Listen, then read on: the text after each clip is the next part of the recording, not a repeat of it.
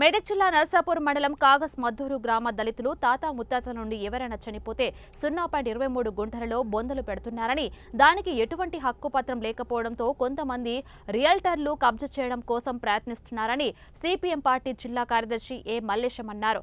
తహసీల్దార్ కార్యాలయం ముందు సిపిఎం ఆధ్వర్యంలో ధర్నా నిర్వహించి తహసీల్దార్ కమలుద్రకు వినతి పత్రం అందజేశారు. ఈ సందర్భంగా ఆయన మాట్లాడుతూ గత అనేక సంవత్సరాలుగా గ్రామానికి చెందిన దళితులు ఎవరైనా మరణిస్తే ఆ స్థలంలోనే బొందలు ఏర్పాటు చేసుకునేవారని గుర్తు చేశారు. గ్రామ పంచాయతీ దళితులకే చెందినట్లుగా తీర్మానించిన పత్రం ఇచ్చినప్పటికీ అధికారికంగా ప్రభుత్వం నుండి ఎటువంటి సర్టిఫికెట్ లేకపోవడంతో కొంతమంది రియల్టర్లు కబ్జా చేసుకోవాలని, దళితులకు అన్యాయం చేయాలని చూస్తున్నారని మండిపడ్డారు.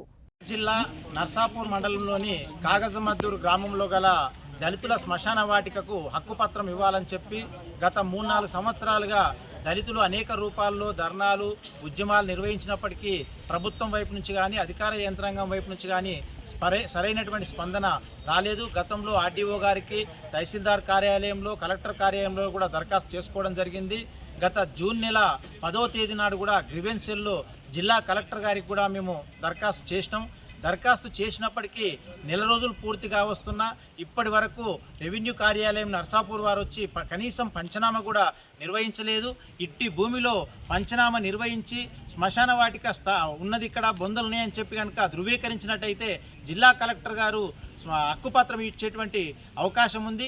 ఈ విధంగా కాకుండా కొంతమంది రియల్ ఎస్టేట్ వ్యాపారులు, కొంతమంది స్వార్థపరులు వచ్చి దళితుల శ్మశాన వాటిక మాది ఆన్లైన్లో మాకు వస్తుందని చెప్పి వాళ్ళ తప్పుడు రికార్డులు సృష్టించేటువంటి ప్రయత్నం చేస్తున్నారు.